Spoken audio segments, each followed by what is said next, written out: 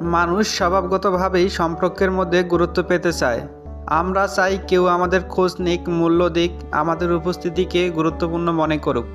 কিন্তু বাস্তবতা হলো অনেক সময় আমরা কাউকে যত বেশি গুরুত্ব দেই, ঠিক ততটাই দেখি সে আমাদের অবহেলা করতে শুরু করে। এই বিষয়টা খুবই কষ্টদায়ক। অনেকেই ভাবতে থাকে, আমি তো তাকে এত গুরুত্ব দিলাম, তাহলে সে কেন আমাকে পাত্তা দিচ্ছে না। আজকের ভিডিওটি অবশ্যই শেষ পর্যন্ত দেখবেন।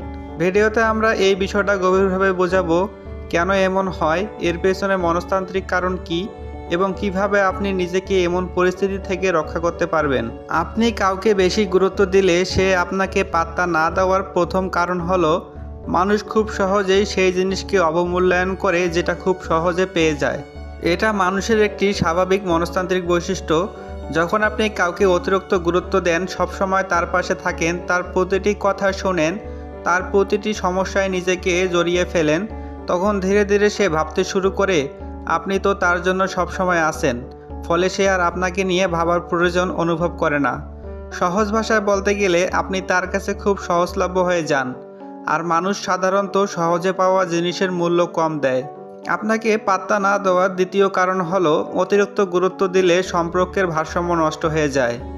একটি সুস্থ সম্পর্ক সবসময় দুই পক্ষের সমান গুরুত্ব ও প্রচেষ্টার উপর দাঁড়িয়ে থাকে।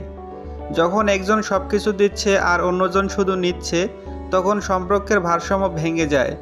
তখন যে ব্যক্তি সব কিছু দিচ্ছে সে ধীরে ধীরে দুর্বল অবস্থানে চলে যায় এবং অন্য ব্যক্তি শক্ত অবস্থানে চলে যায়। এই শক্তির পার্থক্য থেকেই অবহেলার জন্ম নেয়। আপনাকে পাত্তা না দেওয়ার তৃতীয় কারণ হলো অনেক সময় মানুষ নিজের গুরুত্ব বুঝতে পারে না যতক্ষণ না সে আপনাকে হারানোর ভয় অনুভব করে। আপনি যদি সবসময় কারো জীবনে উপস্থিত থাকেন, সে ধরে নেয় আপনি কখনোই চলে যাবেন না। ফলে সে আপনাকে নিয়ে চিন্তা করার প্রয়োজন বোধ মনে করে না। কিন্তু মানুষ যখন কিছু হারানোর সম্ভাবনা দেখে, তখনই সে সেই জিনিসের মূল্য বুঝতে শুরু করে। চতুর্থ কারণ হলো নিজেকে কম মূল্যায়ন করা। অনেক সময় আমরা নিজের অজান্তেই এমন আচরণ করি যা অন্যদের বুঝিয়ে দেয় যে আমরা নিজেদের যথেষ্ট মূল্য দেই না। আপনি যদি নিজের সময়, অনুভূতি এবং সম্মানকে গুরুত্ব না দেন, তাহলে অন্য কেউ কেন সেটাকে গুরুত্ব দিবে?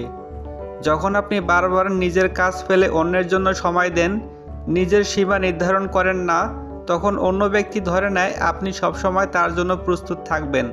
ফলে সে ধীরে ধীরে আপনার গুরুত্ব কমিয়ে দেয়।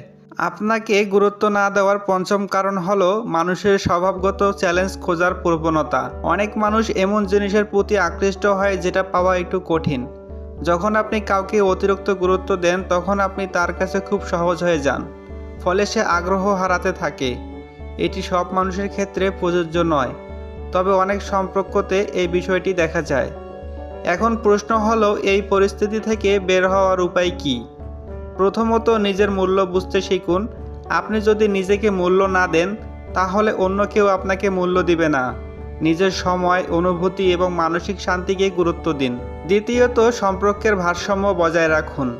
সবসময় নিজে থেকে যোগাযোগ না করে দেখুন অন্য ব্যক্তি কতটা আগ্রহ দেখায়।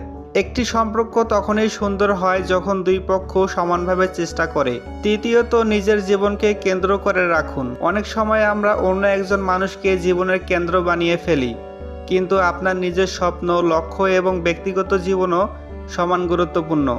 যখন আপনার নিজের জীবন ব্যস্ত ও সমৃদ্ধ হবে, তখন অন্য কেউ আপনাকে অবহেলা করার সুযোগ কম পাবে। সবশেষে একটা গুরুত্বপূর্ণ কথা মনে রাখবেন, কারো জীবনে গুরুত্বপূর্ণ হওয়া ভালো, কিন্তু নিজের জীবনে নিজে গুরুত্বপূর্ণ হওয়া আরও বেশি জরুরি। আপনি যদি নিজের সুখ, সম্মান এবং মানসিক শান্তিকে গুরুত্ব দেন, তাহলে কেউ আপনাকে সহজে অবহেলা করতে পারবে না। জীবনে এমন মানুষদের পাশে রাখুন যারা আপনাকে সম্মান করে, আপনার উপস্থিতিকে মূল্য দেয় এবং আপনার সুখে খুশি হয়।